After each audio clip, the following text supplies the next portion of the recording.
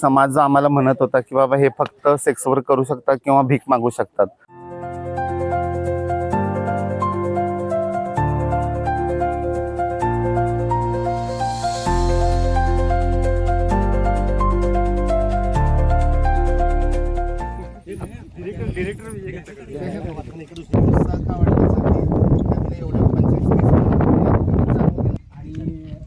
खूप छान आहे सर. मी काल रिसर्च केला.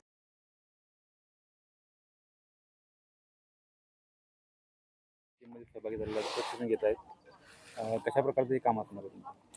याच्यामध्ये फक्त आता जे आम्हाला सर प्रशिक्षण देतात ते फक्त पाण्यात बुडलेल्या माणसांना वाचवण्यासाठीचं नाही आहे. त्याच्यामध्ये CPR म्हणून जे आपण पहिल्यांदा माणसाला बुडलेले असू दे किंवा अटॅक आलेले असू दे जे आपण देतोय त्याचं सुद्धा आम्हाला प्रशिक्षण दिलेलं आहे. वेगवेगळ्या परिस्थितीनुसार आपल्याला जे जे काही करावं लागेल त्या प्रकारचं आम्हाला प्रशिक्षण जवळजवळ नंतरनं आता 2 दिवस झाले तर पूर्ण आमचा ग्रुप तयार झाल्यावर 25-30 जणांचा एक निवासी प्रशिक्षण घ्यायचं सरांचं प्लॅनिंग चालू आहे. त्याच्यामध्ये आम्ही सगळ्या रीतीचं जे आपत्ती व्यवस्थापन समितीमध्ये महिलांनी आणि पुरुषांना जे दिलेलं आहे त्या प्रकारचं सगळं ट्रेनिंग आम्हाला देण्याची सुविधा संकपाळ सरांनी केलेली आहे. म्हणजे पहिल्यांदाच टीम तयार होती. होय, अनुभव खूप चांगला आहे की समाज जो आम्हाला म्हणत होता की बाबा हे फक्त सेक्सवर करू शकतात किंवा भीक मागू शकतात, तर आज आम्ही असं करून दाखवलं की बाबा फक्त आम्ही तेवढंच नाही करू शकत.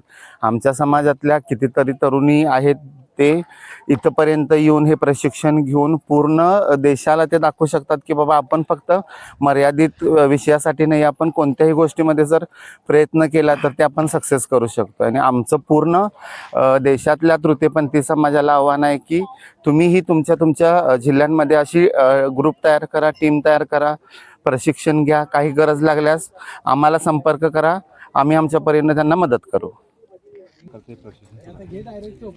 बरोबर, तुम्ही म्हणालात तसं आपलं हे जे तृतीयपंथीयांना सोबत घेऊन आपत्ती व्यवस्थापनाचं पथक करण्याचं हे जे इनिशिएटिव्ह आहे, हे जे उत्तम उदाहरण आहे, हे जिल्ह्यातीलच नव्हे, राज्यातीलच नव्हे, देशातीलच नव्हे तर जगातलं पहिलं आहे. याचा मला अत्यंत आनंद होतोय. आणि या तृतीयपंथीय भगिनींना समाजाच्या मुख्य प्रवाहामध्ये आणण्यासाठीचा आपण हा जो प्रयत्न करतोय तो हा प्रयत्न जिल्हाधिकारी माननीय डॉक्टर विजय राठोड यांच्या मार्गदर्शनाखाली आपण करतो आहोत. आणि खरोखरच मला अत्यंत आनंद होतो की या भगिनींनी या आपत्ती व्यवस्थापनाच्या कामात अत्यंत हिरिरीने सहभाग घेतलेला आहे. प्रशिक्षण अत्यंत चांगल्या पद्धतीने त्या कालपासून घेत आहेत आणि खरोखरच ही एक अत्यंत आनंदाची बाब आहे. प्रशिक्षण प्रामुख्यानं आपण आता सध्या त्यांना पुढं तोंडावरती येणारा जो पावसाळा आहे, या पावसाळ्यामध्ये अतिवृष्टीमुळे जर आपल्याकडे पूर परिस्थिती निर्माण झाली तर त्या पूर परिस्थितीमध्ये अडकलेल्या लोकांना बाहेर काढणं, त्यांना वाचवणं, त्यांना प्रथमोपचार देणं, बोटीचा वापर करून लोकांना बाहेर घेण्याची वेळ आली तर ती बोट चालवणं, बोट तयार करणं, या सर्व गोष्टींचं प्रशिक्षण आपण त्यांना गेल्या 2 दिवसापासून आपण द्यायला लागलेलो आहे. बोटीचा वापर, लाईफ जॅकेटचा वापर, लाईफ रिंगचा वापर, रोप कसा वापरायचा इत्यादी सर्व बाबी आपण त्यांना शिकवतो. किती टीम साधारण किती लोक आहेत? साधारणपणे आता आपण 10 तृतीयपंथी भगिनींना सोबत घेतलेला आहे. मयुरी आळवेकर हिची जी मैत्री संघटना आहे की जे तृतीयपंथीयांसाठी गेली बरीच वर्ष काम करते, तर तिच्या माध्यमातून आपण या तृतीयपंथी भगिनींपैकी 10 भगिनींची निवड करून त्यांना आपण सोबत घेऊन आपण काम करतो. कोल्हापुरातल्या तृतीयपंथीयांच्या संघटना ही समाजकार्यासाठी पुढे आलेल्या आहेत. जगातली पहिली रेस्क्यू टीम बनलेली आहे आपल्या मार्गदर्शनाखाली. मान्सून पूर्व तयारीचा एक भाग म्हणून आपण खूप मोठ्या प्रमाणात या जिल्ह्यामध्ये व्हॉलेंटियर्स असतात, यामध्ये सर्वजणांचा सहभाग आहे. आणि त्याच दृष्टीने आज आपण तृतीयपंथींची एक 10 जणांची एक टीम आपल्या कोल्हापूरमध्ये प्रथमच त्यांना ट्रेनिंग देतोय.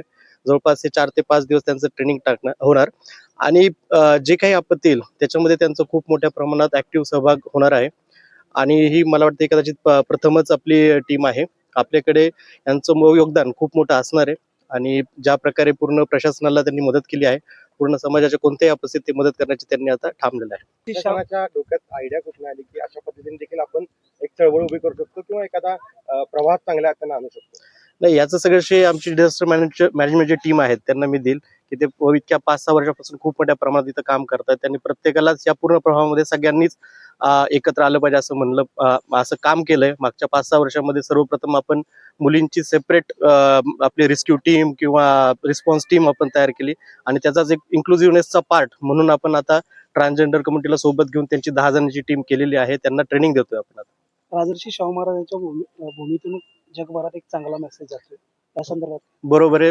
राजर्षी शाहू महाराजांनी जी आपल्याला शिकवण दिली आहे, न्याय, समता, ह्या सगळ्यांच्या गोष्टीचा हा एक पर्याय असेल.